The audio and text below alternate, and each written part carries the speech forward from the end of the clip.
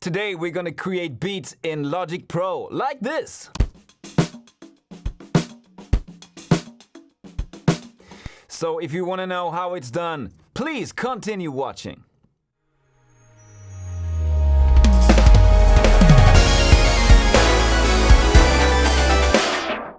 Hello everybody and welcome back to the channel, the IWM channel, which is all about music and the music creation behind it. So, if you are one of those people, please subscribe to the channel and let's develop and let's discuss together, shall we?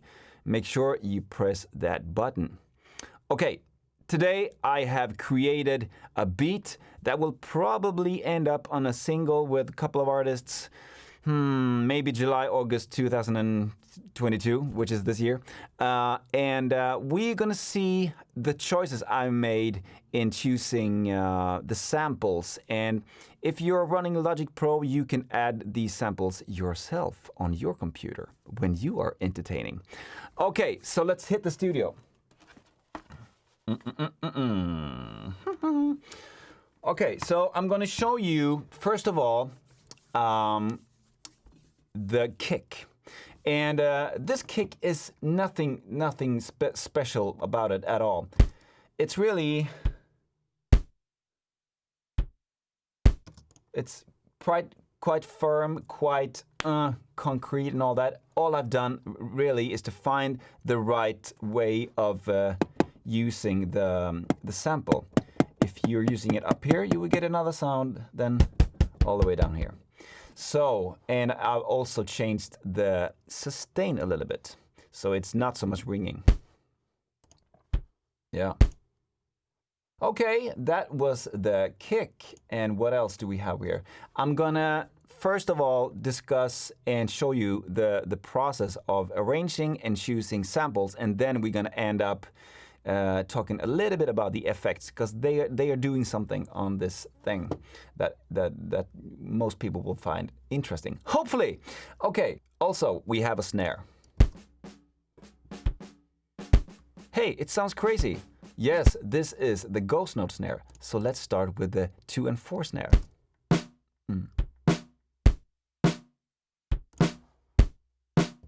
And this snare is also from the inbuilt sampler called Acoustic Snare D124.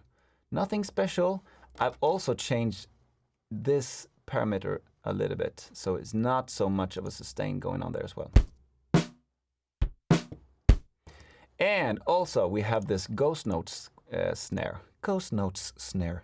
Hard word to say. And this is another snare. The ghost notes is really something that can make a huge difference when you're programming drums. And how do you know which notes to press and not? Well, you just have to practice and study people that are playing real drums and see where they lay down their ghost notes, because it's a deal breaker for sure. Okay. We can see where this is going. And then we have a hi-hat. This one is also from the inbuilt sampler called the 70s kit. This is a whole drum kit, but I'm only using the hi-hat.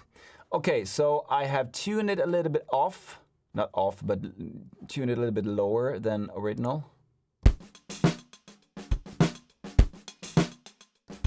Okay, and we're gonna see where this is really, we're gonna see how we program this one. And I want you to look on these parameters as well. This is the velocity, aka the volume, in a couple of senses.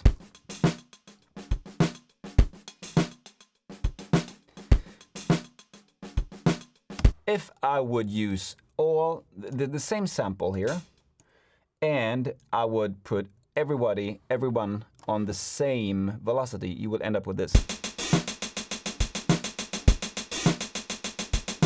Okay, maybe the most unswaggish style of music I've ever heard. Yes. Here is the close hi-hat. Here's the a little bit open one. We have that one completely open. This is like a small, almost open. Okay? And what can we bring to make this really swaggish, really groovy, really fill out the blanks in between? Well, you guessed it, congas. So we have two congas here. This one at first, this is panned to the left. You hear that? Okay, I'm gonna put it straight so you can hear it in the middle. Notice that I didn't start from the beginning with the sample. I just dragged a little bit, so it felt good. Oh yes. And also, another one. We have two congas.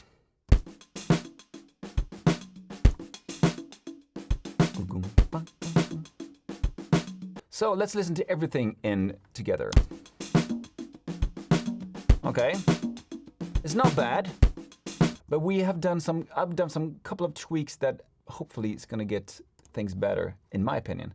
First of all, I panned the congas,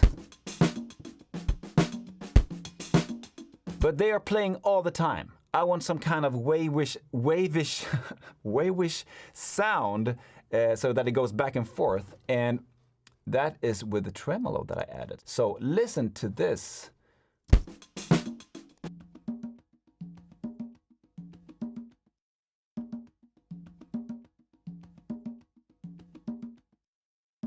You see, it really comes and goes. And also, on the second one, the second congas, you hear that? Without it? Boring. Woo! And also, I changed the EQ a little bit so that we can really bring forth the mid-range. Almost like a radio effect. Okay, so everything in together.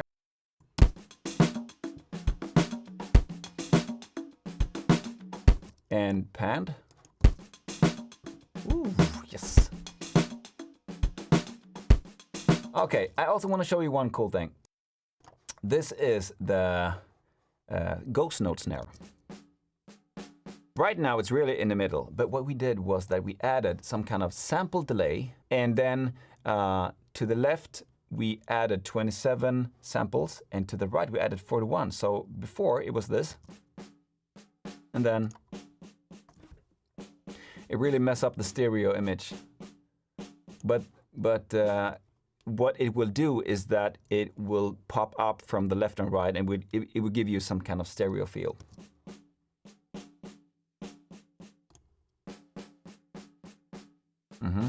And also, the main snare.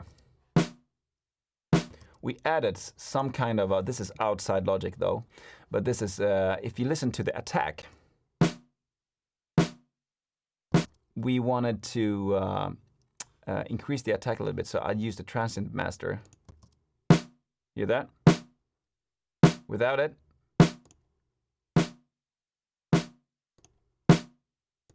Oh yes. And also some kind of a EQ as well. We added 7K, around 7K on like 4.5 dB on this vintage kind of tube EQ thing. So everything in together with the effect sounds like this. Ooh, yes.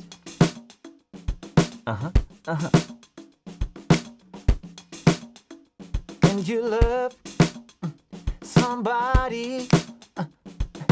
Nothing ever make me beautiful. And that night, ooh, I never ever felt this way you do. Ooh, that was a short hint of the song. Okay, so what have we learned today? Well, you can really use samples on your computer that everybody has and tweak them. What I've also done with these samples is sometimes to add a little bit of distortion that can really make the sample a little bit more dirty, and because sometimes they are just too perfect. So you really want to dirty them up a little bit depending on the vision of the song. And in this case, I really believe it adds up to some kind of smoky, high texture type of sound.